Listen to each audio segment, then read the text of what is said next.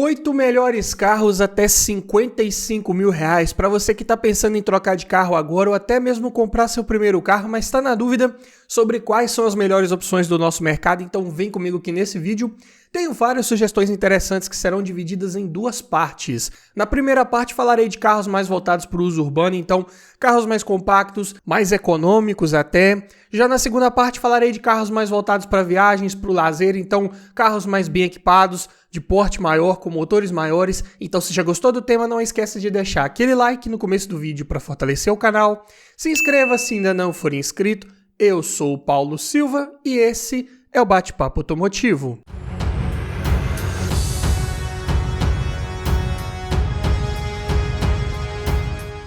E o Bate-Papo Automotivo agora também tem um site, onde passamos várias informações interessantes sobre vários veículos aí do nosso mercado, ficha técnica completa, falamos de conjunto mecânico, cesta de peças, todas as informações necessárias para te ajudar a escolher o próximo carro para sua garagem. E lá no site, inclusive, tem muita coisa além do que eu falo aqui nos vídeos do canal. Então, dá uma conferida lá depois, vou deixar no comentário fixado o link e também na descrição para você dar uma olhada lá, conto com você. E só para constar, todos os preços que eu disser nesse vídeo foram cotados em julho de 2023, começando aqui com o primeiro da lista. Vamos pegar aqui um hatch compacto, Hyundai HB20 Comfort Plus 1.0, 12 válvulas, Turbo Flex manual, ano 2018, por R$ 53.491, conforme a tabela FIPE desse mês de julho. Carro excelente para a gente começar a nossa lista aqui, de ótimo conjunto mecânico, bem confiável aqui, equipado com motor da linha Kappa, né? 3 cilindros, duplo comando de válvulas no cabeçote, acionado por corrente, o que é uma vantagem.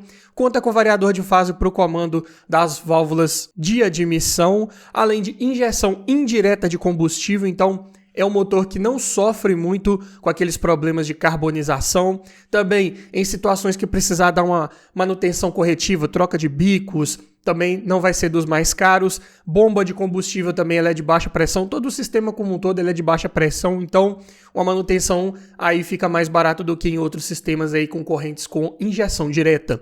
Turbo compressor, então a potência de 98 cavalos na gasolina, 105 no etanol. E o torque 13,8 kgfm na gasolina, 15 no etanol. Olha só, estamos falando aqui de um motor 1.0, 3 cilindros, turbo, gerando aí números bem próximos de 1.6 aspirado. Muito bom.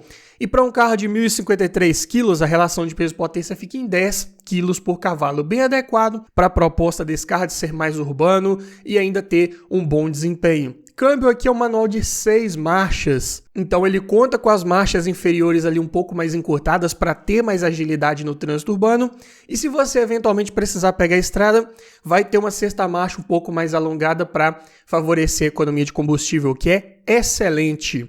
Porta-malas 300 litros de capacidade, bom até para a categoria, e conta com banco traseiro rebatível. Medida de pneus 85/60/15, bem comuns de se encontrar para esse aro 15, sem maiores dificuldades, preços na média. Consumo, falando aqui em dados oficiais de ficha técnica, né? É um carro que faz na cidade 8,2 km por litro com etanol, 11,6 com gasolina. Já na estrada 10,1 no etanol e 14,3 na gasolina. Eu digo que na prática na estrada faz até mais do que isso aí, dependendo da sua forma de guiar, do trajeto e do trânsito que você pegar. E nessa versão Comfort Plus, ele já vem equipado aqui de série com direção hidráulica, vidro elétrico nas 4 portas, travas e retrovisores elétricos, alarme, ar-condicionado, computador de bordo, duplo airbag frontal ABS e Isofix. E o sistema de som de série vinha com leitor de CD, Bluetooth e comandos no volante. E dava para colocar como opcional uma central multimídia que acrescentava, além das conexões que eu já falei, o espelhamento para celular. Então aqui reparem que tem uma lista de equipamentos ok, aceitável, mas falta alguns itens aí nessa versão, né? Por exemplo, a coluna de direção ajustável, as rodas de liga leve, que também não tinha nem como opcionais, então fica devendo um pouquinho, mas ainda entrega ali o essencial, o básico. E falando dos pontos positivos principais de você pegar um HB20 desse aí, 1.0 turbo 2018, primeiro é o seu motor bem confiável, se você cuidar ali da parte preventiva, troca de óleo, filtros, correia de acessórios no tempo correto. É um motor que, dessa categoria dos 3 cilindros, turbo também, é um dos que menos incomoda. É um motor, sim, bem confiável, bem resistente, com bom desempenho, bom consumo de combustível. Lista de equipamentos, como eu disse, ela é ok, minimamente essencial, nada além disso. Acabamento é bom, boa qualidade dos materiais utilizados ali em todo o revestimento interno, bom encaixe das peças, sem muitas rebarbas. A Hyundai realmente ela tem uma qualidade ok no seu acabamento interno dos seus carros, desde as suas versões de entrada, desde os seus carros mais compactos, boa capacidade de porta-malas, se tratando aí de um hatch compacto, engates do câmbio bem justos, bem precisos, e é um carro até bem valorizado, de boa revenda, que você também não vai perder muita grana com ele ao longo do tempo, quando você precisar revendê-lo futuramente. Então, ótimo ponto positivo também. Pontos de atenção para você ficar ligado num carro desse: o step é de uso temporário, para algumas pessoas isso pode ser um problema, então vale ser ressaltado aqui.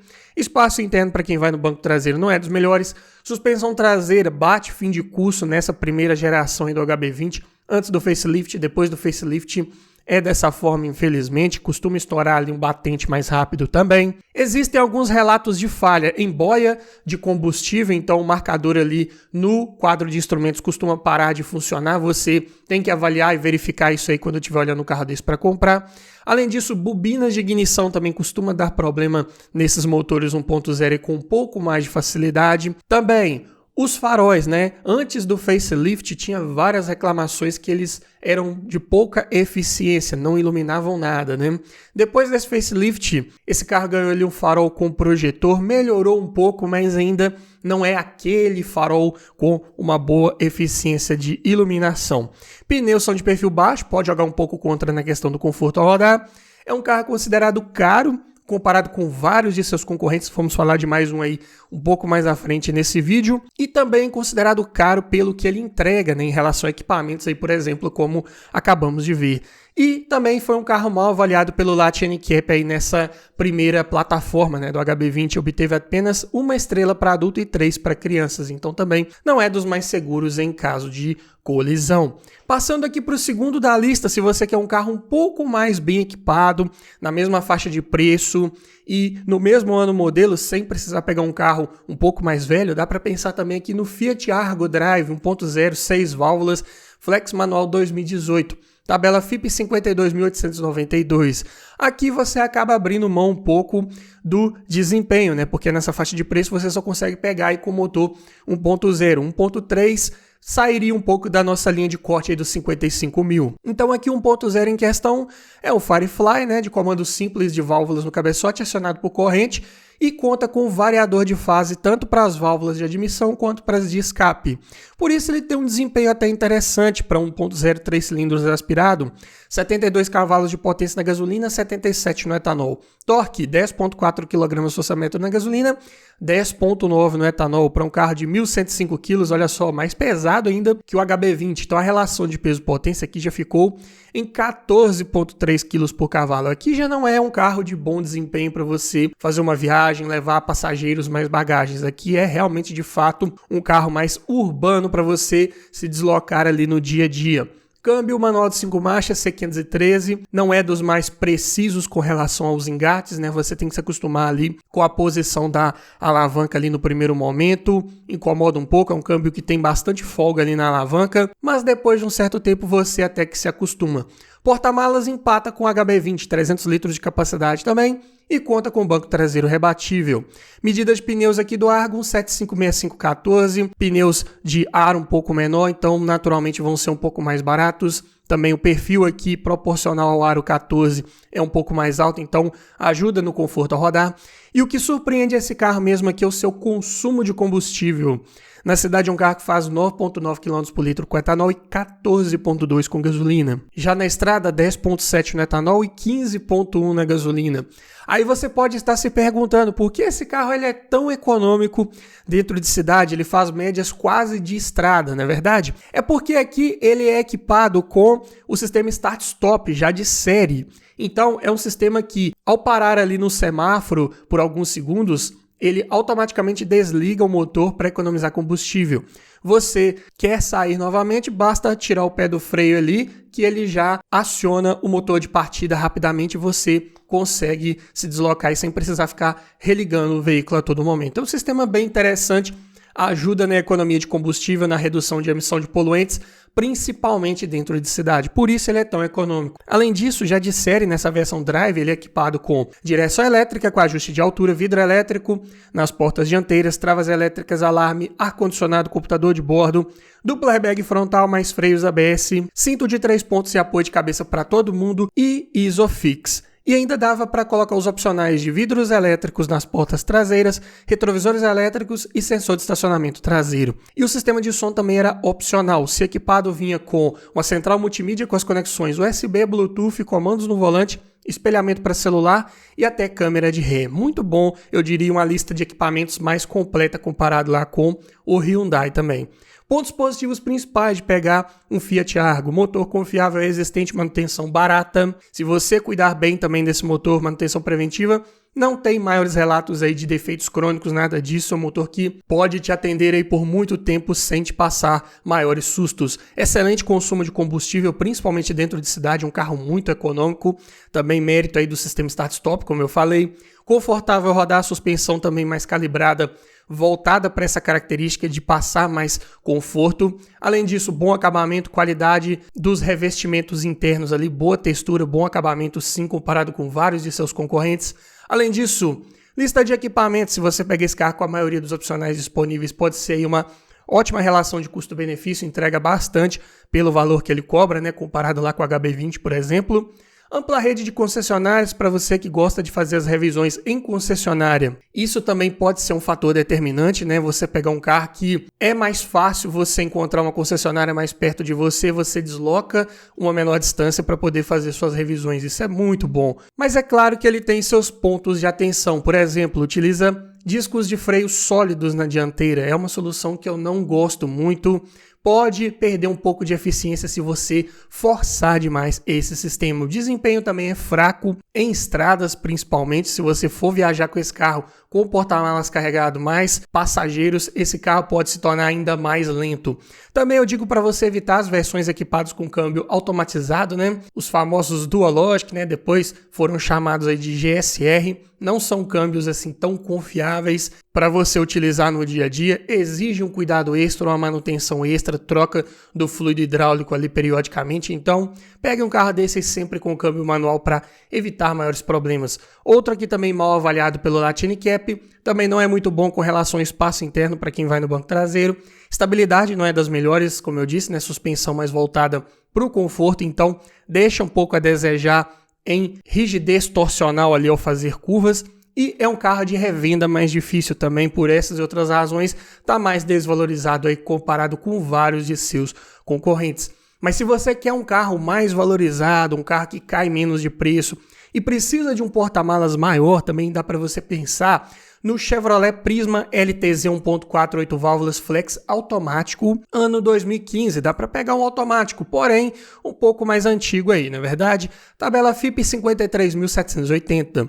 O motor aqui é o conhecidíssimo GM Família 1, comando de válvulas simples no cabeçote acionado por correia dentada, de nomenclatura SPE4, né? É um motor mais evoluído comparado com os anteriores Econoflex, né? Que, por exemplo, ele já utiliza bobinas de ignição individuais, então de quebra já se tornou um motor aí bem mais eficiente. Em números, ele entrega 98 cavalos de potência na gasolina, 106 no etanol. E o torque 12,9 kgfm na gasolina, 13,9 no etanol.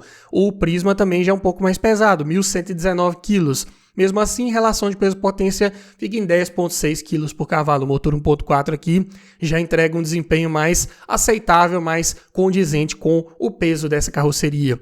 Falando aqui do câmbio, né, automático de 6 velocidades, né, o GF6/6T30, né, aqui da linha compacta e da Chevrolet de época. Aqui ele vai acoplado ao motor por conversor de torque, então garante trocas de marcha suaves, sem trancos, como todo bom câmbio convencional deve ser. Aqui é um câmbio sim bem confiável, se você também cuidar da troca ali do fluido no tempo correto. Alguns tiveram relatos de quebras ali nos primeiros anos de sua fabricação aqui no mercado, né, os 2013, 14, mas isso era mais comum nos Cruze, que tinham motores maiores, com mais torque, então esse câmbio sofria um estresse um pouco maior.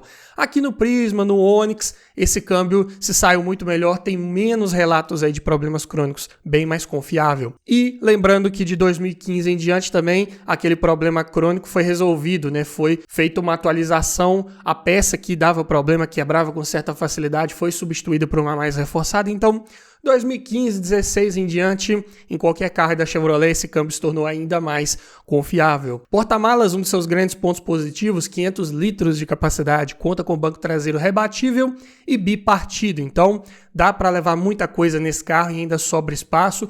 Dá para rebater parte ou todo o encosto do banco traseiro e levar ainda mais coisas se você precisar. Medida de pneus 856515, perfil um pouco mais alto também, visando o conforto ao rodar, o que é ótimo. Consumo na cidade 7.7 no etanol, 8.9 na gasolina. Na estrada 10.5 no etanol e 13.3 km por litro com gasolina. Aqui para 1.4, um carro em torno de 1.100 kg de peso, com câmbio automático, eu diria que o consumo está bem razoável, dá para fazer números melhores na prática aí também. Versão LTZ top de linha, vem de série já com direção hidráulica, com ajuste de altura, vidro elétrico nas 4 portas, travas e retrovisores elétricos, alarme, rodas de liga leve, ar-condicionado, computador de bordo, controlador de velocidade, duplo airbag frontal, ABS, faróis de neblina e sensor de estacionamento traseiro. E o sistema de som já vinha de série com a central multimídia MyLink de primeira geração, com as conexões de USB, Bluetooth, comandos no volante e opcional aqui de câmera de ré que você podia instalar à parte. Então, o carro até com uma boa lista de equipamentos entrega também o essencial nessa versão automática vinha de série com controlador de velocidade, o que é muito bom e também se destaca um pouco dos seus concorrentes. Pontos positivos de pegar um Prisma, né? Motor bem confiável, resistente, manutenção barata, peças fáceis de encontrar. Motor que ficou por muitos e muitos anos no nosso mercado, claro, sofrendo várias atualizações, mas essencialmente um motor para ser bem confiável, resistente e de manutenção barata. Bom desempenho até, bom consumo de combustível, carro de bom espaço interno, tanto para quem vai na frente quanto para quem vai no banco de trás. Excelente capacidade de porta-malas e é um carro bem valorizado, de boa revenda, que você também não perde muita grana quando pensar em revendê-lo e revende com certa facilidade. Pontos de atenção é outro que usa step de uso temporário. Falta ponteiro de temperatura no quadro de instrumentos, o que eu considero um ponto negativo, né? Seria interessante ter ali um marcador, mesmo que digital, para você monitorar como é que está o líquido de arrefecimento. O banco do motorista ele é alto, mesmo no ajuste mais baixo possível, para pessoas de estatura um pouco maior. Ele incomoda um pouco ali aquela posição, a linha ali do para-brisa com o teto fica um pouco mais baixa, pode atrapalhar um pouco para você visualizar, por exemplo, ali um semáforo. Além disso, puxador de porta, ele fica localizado numa posição estranha aqui nesses Onix e Prisma, né, antes do primeiro facelift. A maçaneta fica em cima e o puxador fica lá embaixo, né? Então você tem que fazer ali um malabarismo para abrir a porta desse carro, que é no mínimo estranho. Além disso, o acabamento ele é apenas ok, não espere boa qualidade dos materiais aí nesse carro. Baixo do solo, raspa o fundo ali, o meio com certa facilidade. A frente também desse carro é um pouco baixa. Não é homologado para receber reboque, carretinha, e outro também mal avaliado pelo LAT NCAP. Mas se você quer um carro um pouco mais novo ainda do que todos esses que eu já falei, e um carro também que pode entregar uma excelente relação aí de custo-benefício, dá para você pensar no Volkswagen Voyage MSI 1.6 8 válvulas flex manual 2019, olha só, um ano mais novo que a HB20 Argo, por 54.833, ainda dentro da nossa linha de corte. O motor aqui é o EA111, que eu já fiz um vídeo completo explicando todos os detalhes sobre esse motor, detalhes de projeto, padrões construtivos, problemas crônicos, para você ficar ligado antes de levar um carro desse para sua garagem. Vou deixar o link na descrição. Mas resumindo aqui, é um motor de comando de válvulas simples no cabeçote, acionado por correia dentada, potência de 101 cavalos na gasolina, 104 no etanol, torque de 15.4 kgfm na gasolina, 15.6 no etanol, números bons até para outro sedã compacto aqui de 1.033 kg, mais leve que o Prisma. Relação de peso-potência 9.9 kg por cavalo, desempenho muito bom, com certeza. Câmbio manual de 5 marchas, excelentes engates, bem leves, justos, precisos, um dos melhores aí do nosso mercado com relação à precisão nos engates, bem prazeroso de guiar. Porta-malas, 480 litros de capacidade, muito bom também para a categoria, conta com banco traseiro rebatível, porém não é bipartido, mas dá para você aumentar essa capacidade de carga se você não estiver levando ninguém no banco de trás. Medida de pneus 955515, aqui o perfil já é um pouco mais baixo, então é um carro que pode não entregar um bom conforto ao rodar, por exemplo, comparado com o Prisma. Pode ter um rodar ali um pouco mais seco ali de suspensão de uma forma geral. Consumo na cidade, 8 km por litro com etanol, 11,6 com gasolina.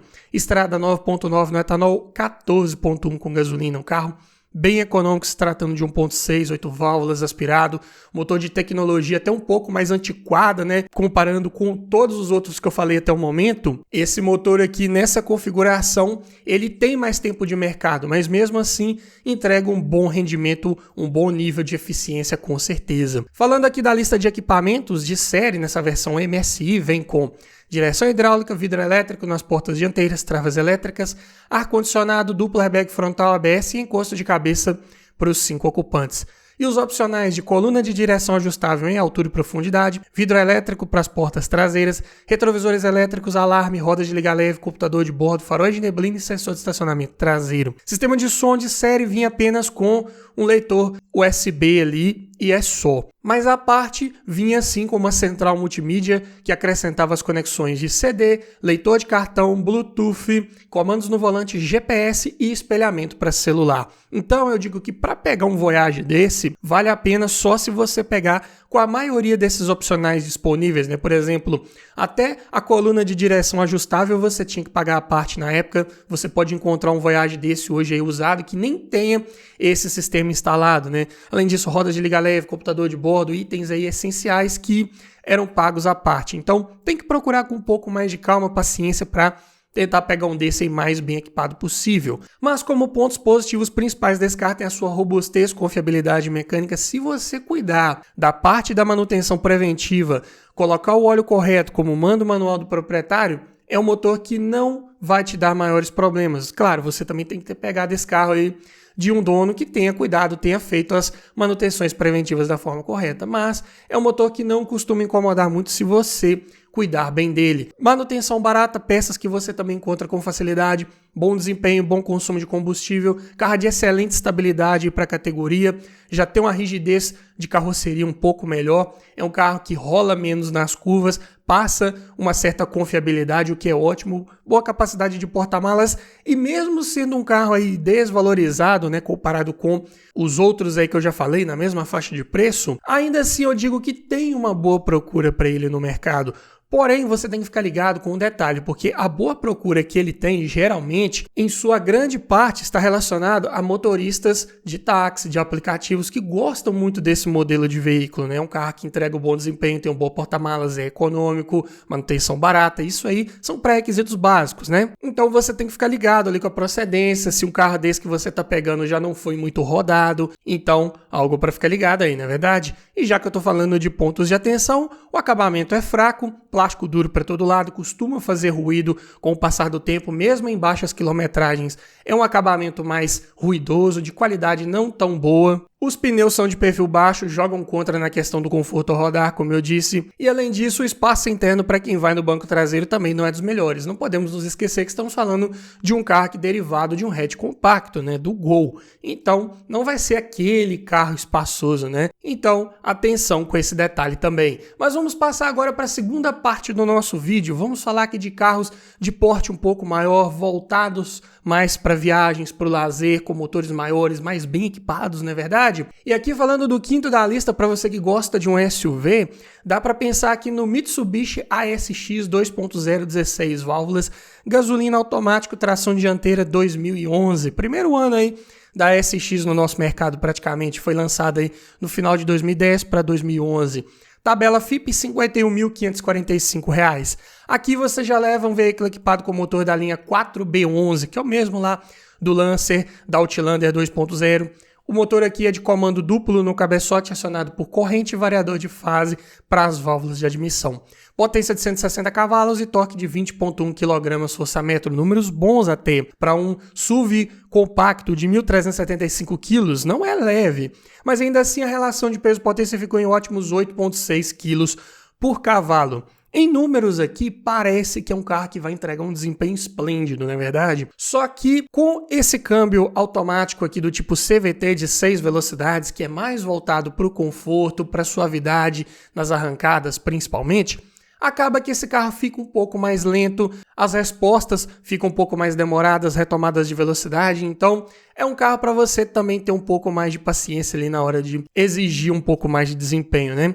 O câmbio aqui em questão é o JF011E, acoplado ao motor por conversor de torque, então aqui suavidade nas trocas de marcha é requisito básico mínimo desse conjunto de transmissão, mas é um câmbio até bem confiável, só que exige aquela troca de óleo preventiva também, é um câmbio que exige trocas de óleo mais frequentes até, conforme o manual do proprietário, então você não pode deixar passar do prazo, porque sim, se passar do prazo pode dar problema, pode causar aí um superaquecimento com mais facilidade, já é um câmbio mais propenso a passar por problemas de superaquecimento. Mas você cuidando da manutenção preventiva, isso pode ser mais difícil de acontecer, fique ligado. Porta-malas 415 litros de capacidade, tem até uma capacidade razoável, dá para levar ali bagagens da família, conta com banco traseiro rebatível e bipartido, só que a contrapartida é que esse porta-malas ele tem um assoalho um pouco mais alto, ou seja, ele é mais raso. Dependendo do que você for levar ali, pode ser um pouco mais difícil de acomodar, o que é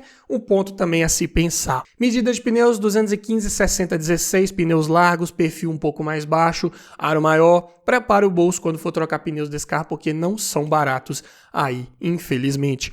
Consumo na cidade, 8,7 km por litro. Na estrada, 9,8 km. Também não é um carro econômico de fato. Esses motores 4B11 geralmente têm um consumo mais elevado. Na prática, você pode fazer ali seus 11, 12 km por litro na estrada, se não pegar muito trânsito, mas mais que isso vai ser bem difícil. Mitsubishi ASX versão de entrada com câmbio automático já vem equipado de série com direção elétrica com ajuste de altura e profundidade, vidro elétrico nas 4 portas, travas e retrovisores elétricos, alarme, rodas de liga leve, ar-condicionado digital, computador de bordo, controlador de velocidade, aletas de mudança atrás do volante, duplo airbag frontal, freios ABS, cinto de 3 pontos e apoio de cabeça para todos os ocupantes, faróis de neblina e Isofix. E o sistema de som vinha com leitor de CD e comandos no volante. Aqui é um carro 2011, não dá para exigir ali um Bluetooth, uma central multimídia, ainda não estava na época, né? Então, para o ano desse carro até que ele entrega uma boa lista de equipamentos com certeza. E os pontos positivos principais de você pegar um carro desse é o seu motor bem confiável, bem resistente, cuidando da manutenção básica, é um motor que não tem maiores relatos aí de problemas, defeitos, quebras crônicas, nada disso. Desempenho é bom, mas o câmbio CVT acaba deixando um pouco lento, como eu falei. Acabamento interno, né? Das portas dianteiras para frente, ele é bom. Materiais ali dos forros de porta, painel, isso aí tudo tem uma boa qualidade. Os forros de porta traseiros já perdem um pouco daquele material de melhor textura, mais refinado, então é algo a se destacar aqui também. Lista de equipamentos, muito boa para a categoria, para o ano do carro. Carro de boa altura do solo, né, também um requisito mínimo aí de um SUV. Até confortável rodar, mesmo com essas rodas de aro 17, não tem aquela batida de suspensão tão seca. E é um carro até de bom espaço interno para quem vai no banco traseiro. Porém, como pontos de atenção, esse câmbio CVT, como eu disse, né, tem mais relatos de superaquecimento, principalmente ali até os 2013, 2014, que não contavam com o trocador de calor para ajudar a refrigerar o óleo desse câmbio. Mas mais importante ainda do que o trocador de calor é esse câmbio passar pelas trocas de óleo periódicas preventivas para evitar superaquecimento. A causa raiz do superaquecimento nesses câmbios é a falta realmente de manutenção preventiva. Além disso, os pneus podem ser um pouco mais caros, como eu mencionei, assim como o porta-malas é mais raso, consumo de combustível mais elevado e é um carro de revenda um pouco mais difícil também comparado com outros concorrentes aí. Passando para o sexto da lista, para você que gosta de um sedã médio, carro de porte um pouco maior, aquela barcona mesmo e que é um bom custo-benefício, dá para pensar aqui no Renault Fluence Dynamic Plus 2.0 16 válvulas flex automático 2016. Tabela 51.638. Aqui equipado com motor M4R, duplo comando de válvulas no cabeçote acionado por corrente e variador de fase para as válvulas de admissão. Potência 140 cavalos na gasolina, 143 no etanol. Torque 19,9 kgfm na gasolina, 20,3 no etanol. Para um carro de 1.372 kg, sedã médio, um pouco mais pesado, mas ainda assim, relação de peso-potência 9,6 kg por cavalo. Vai ter um desempenho muito bom, ainda bem satisfatório. Apesar daqui ainda vir equipado com o mesmo câmbio CVT lá da SX que eu mencionei. Só que aqui ele tem algumas diferenças. Por exemplo, Nos Fluence, todos eles já vinham com trocador de calor. Então aqui no Renault é mais difícil de passar por aqueles problemas de superaquecimento. Mas não elimina a necessidade de você também trocar o óleo ali periodicamente. Se não trocar, vai superaquecer do mesmo jeito, mesmo tendo o trocador de calor. E é um câmbio que aqui no Renault aparenta ter uma calibragem um pouco diferente. É um câmbio que não passa aquela sensação de lentidão lá do Mitsubishi, por exemplo. Então aqui ele tem uma resposta um pouco mais rápida assim. Isso aí é normal, pode acontecer mesmo sendo o mesmo câmbio, uma montadora pode calibrá-lo à sua maneira ali para atender às suas necessidades de mercado. Então, aqui no Fluence ele vai ter uma resposta um pouco mais rápida, também conta com opção de simulação de marchas, né, de até 6 marchas, então muito bom para quem gosta de uma pegada mais esportiva e de guiar. Porta-malas tem 530 litros de capacidade, excelente aí para a categoria, conta com banco traseiro rebatível e bipartido. Medida de pneus 205/60/16, perfil é um pouco mais alto para favorecer o conforto ao rodar. Consumo na cidade 6,1 no etanol, 8,7 na gasolina. Na estrada 7,4 no etanol, 10,7 na gasolina. Também não vai ser muito econômico, sedã médio, pesado, câmbio automático. Na prática pode fazer ali no máximo seus 12,5 na estrada, dependendo das suas condições de guiar. Versão Dynamic Plus vem de série já com direção elétrica, com ajuste de altura e profundidade, vidro elétrico nas 4 portas, travas e retrovisores elétricos, alarme, rodas de liga leve, ar-condicionado digital de 2 zonas, com saída para o porta-luvas e para o banco traseiro, além de computador de bordo, controlador de velocidade com limitador, bancos de couro, faróis e limpadores de acionamento automático, chave presencial, 4 airbags mais ABS, cinto de 3 pontos e apoio de cabeça para todos os ocupantes, mais faróis e lanternas de neblina e sensor de estacionamento traseiro.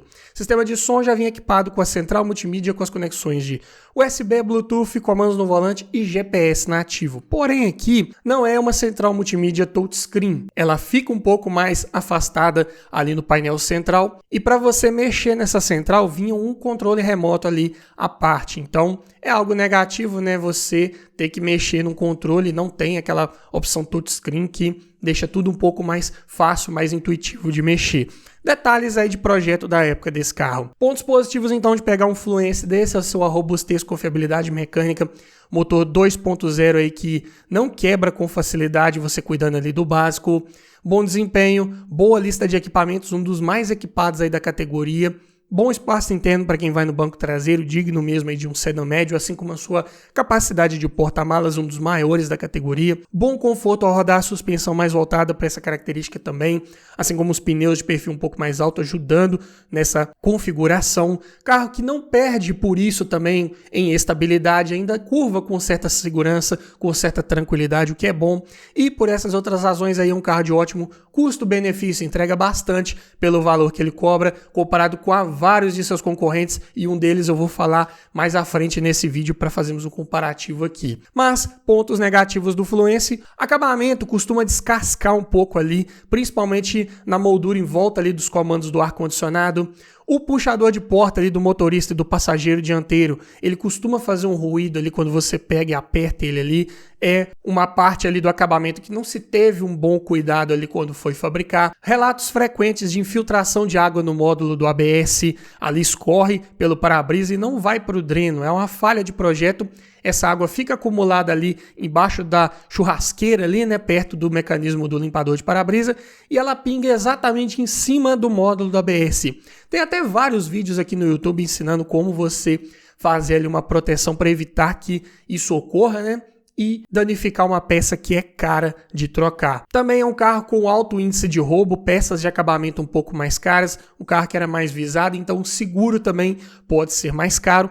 E é um carro mais desvalorizado por essas e outras razões. É um carro que você perde mais grana com ele com o passar do tempo, comparado com os concorrentes, e, consequentemente, também mais difícil de revender. Se você tiver pressa de vender, vai ter que baixar o preço dele mais para poder passar ele para frente.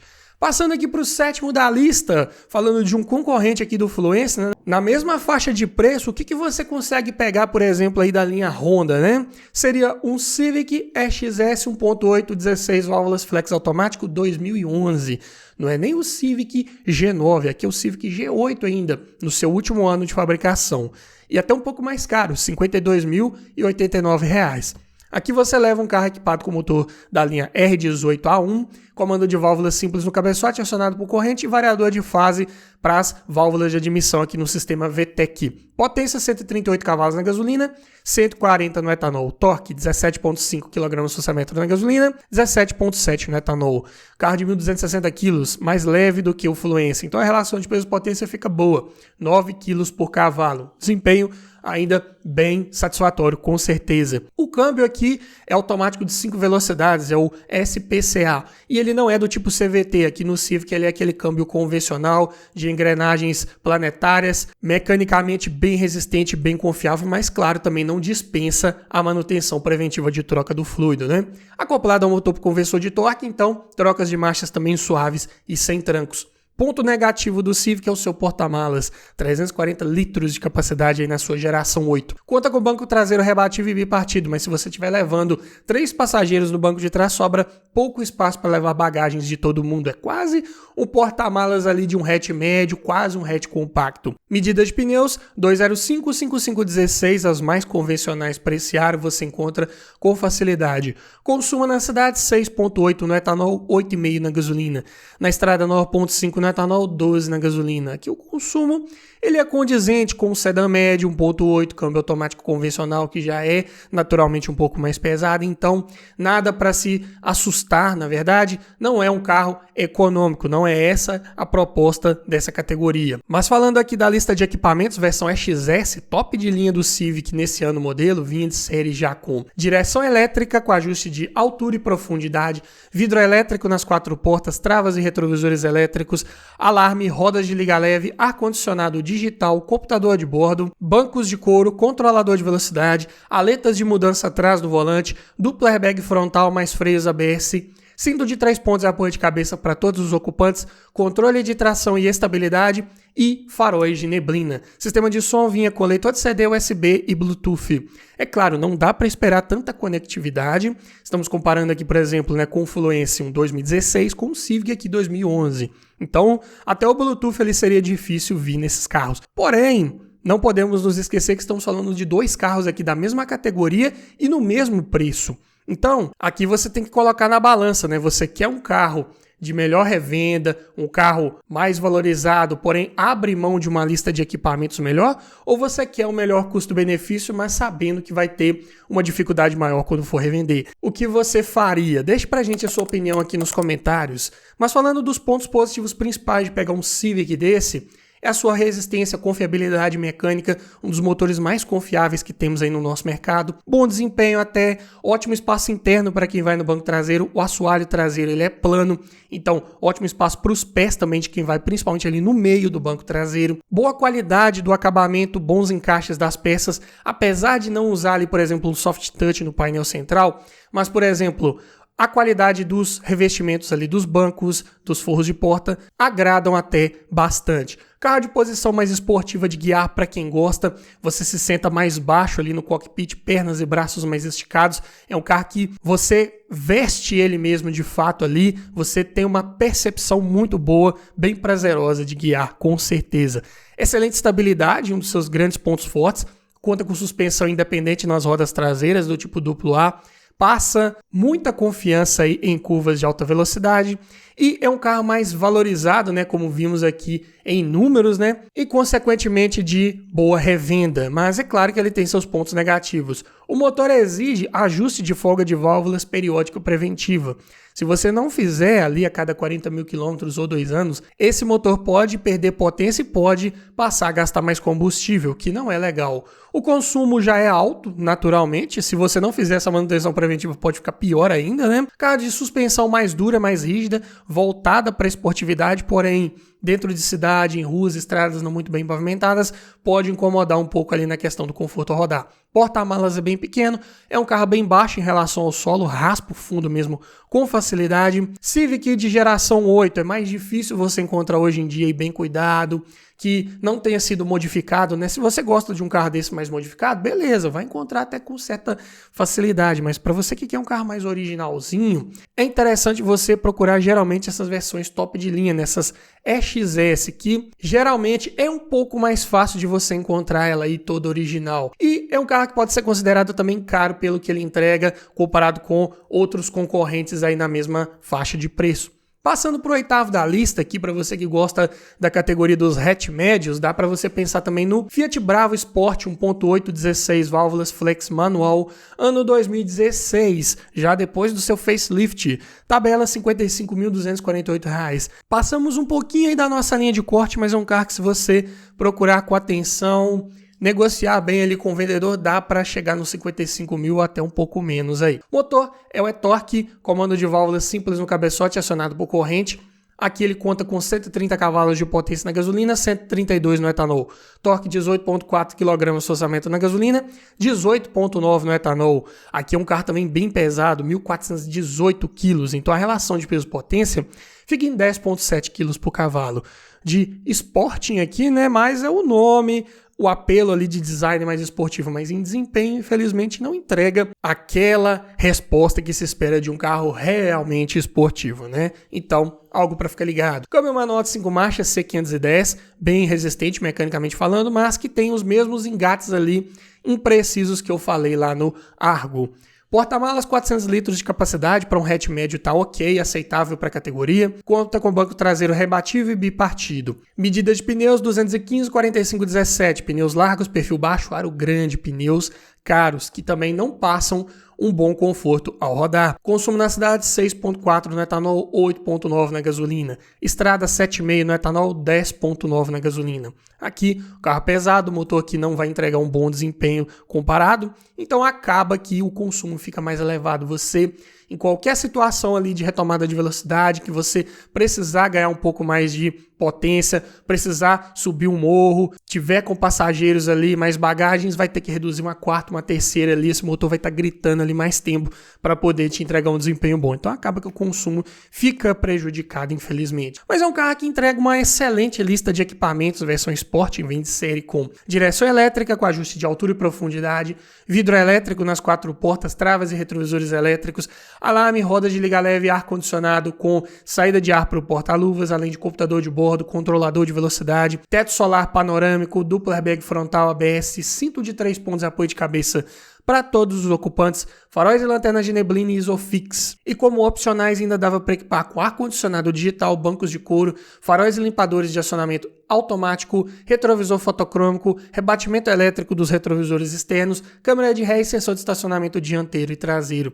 Sistema de som vinha de série com leitor de USB, Bluetooth e comandos no volante. Opcional, dava para equipar com uma central multimídia que acrescentava o GPS nativo. Pontos positivos de pegar um Bravo desse é a sua robustez, confiabilidade mecânica, é um motor sim que você não vai ter maiores problemas aí também, manutenção até relativamente barata, usa corrente de distribuição, então a manutenção a menos para você se preocupar, não precisa ficar trocando correia dentada ali periodicamente, boa oferta de peças no mercado, carro com uma boa lista de equipamentos, ainda mais se você pegar com aqueles opcionais lá, encontrar um com a maioria desses opcionais que eu citei, carro de bom acabamento, boa qualidade, textura dos materiais utilizados em todo o revestimento interno, isso aí é de praxe da linha Fiat dessa época, mais novos, mais atuais também, acabamento bem caprichado. Boa estabilidade também, os pneus mais largos ajudam bastante nessa hora. A suspensão também aqui do Bravo, ela tem uma calibragem mais voltada para essa característica. Não é de batida tão seca, tão rígida, por exemplo, quanto um Civic, mas também não é tão macia quanto os carros aí mais compactos de outras propostas aí da linha Fiat. Boa capacidade de porta-malas na média para a categoria. Por essas e outras razões, carro de bom custo-benefício. Pontos de atenção, é um carro de desempenho mais fraco, principalmente em baixas rotações.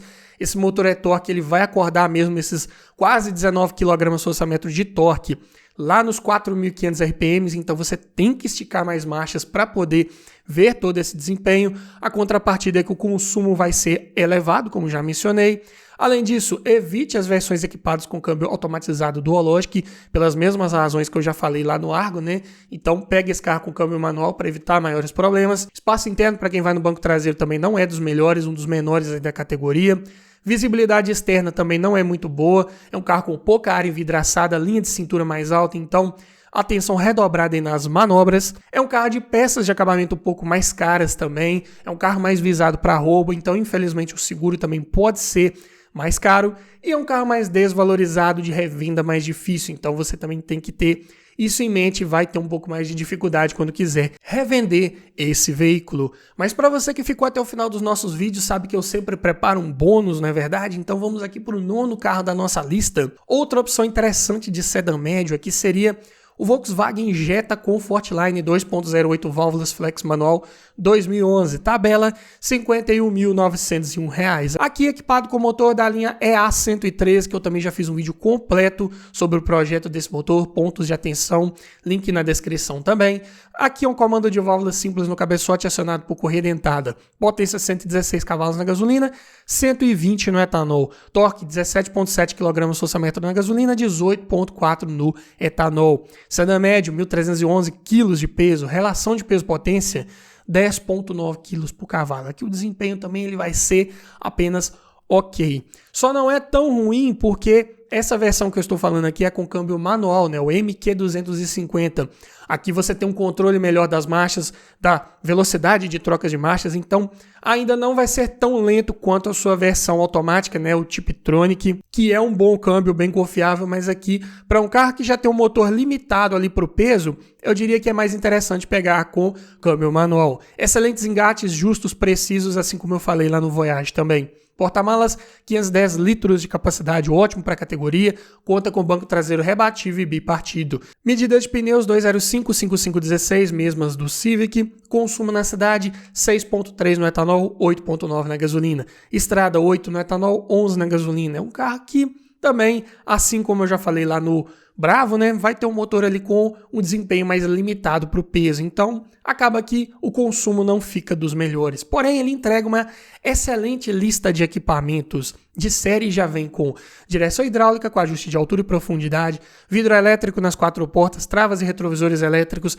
alarme, rodas de liga leve, ar-condicionado com saída para o porta-luvas e para o banco traseiro, além de computador de bordo, mais 4 airbags, freios ABS, cinto de 3 pontos e apoio de cabeça para todos os ocupantes, controle de tração, faróis e lanternas de neblina, Isofix e sensor de estacionamento dianteiro e traseiro.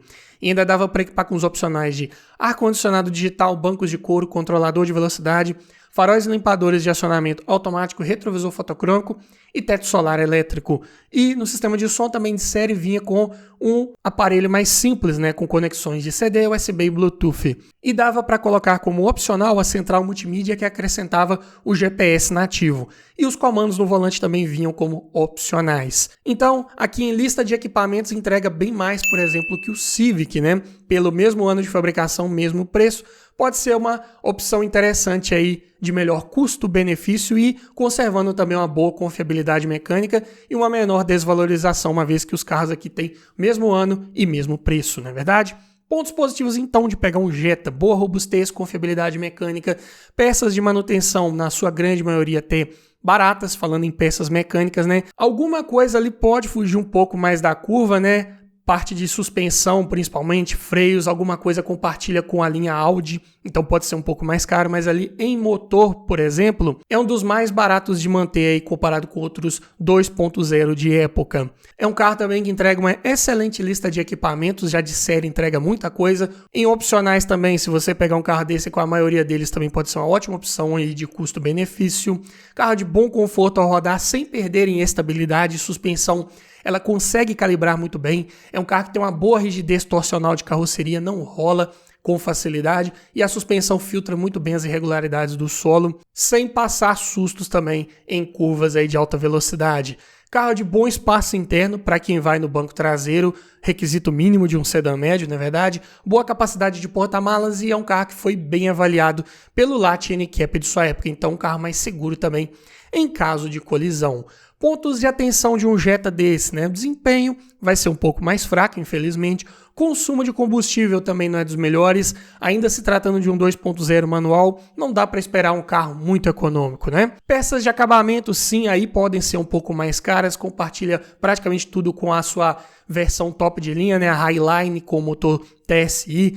Versão essa, né? Top de linha que era mais visada para roubo, então o seguro fica mais caro, né? Tanto para a versão top quanto para versão de entrada que também usa as mesmas peças de acabamento. Também é um carro um pouco mais difícil de você revender nessa versão com câmbio manual, né? As pessoas ainda assim preferem a opção com câmbio automático, quer um conforto maior para rodar, não quer ficar trocando de marchas, mas para você ter isso tem que abrir mão também do desempenho, né? O desempenho já é limitado com o câmbio manual, com o automático fica um pouco pior ainda. É um carro para você ter um pouco mais de paciência ali nas retomadas de velocidade. Mas me diga você, frente a todas essas sugestões, qual desses você levaria para sua garagem? Ficou faltando algum outro carro interessante aí na faixa dos 55 mil que eu não falei aqui nesse vídeo? Deixa aqui nos comentários, quero ouvir a sua opinião, quero ouvir a sua sugestão. E se você gostou desse tipo de vídeo, eu vou deixar aqui no final uma playlist com vários vídeos nesse formato. Para você que quer gastar um pouco mais, 60 mil, 65, aqui já tem vídeo. Quer gastar um pouco menos, 40, 45, 50 mil? Aqui também você vai encontrar um vídeo que vai te ajudar a escolher o melhor carro para sua garagem. No mais é isso, obrigado por assistir, aquele abraço e até o próximo vídeo.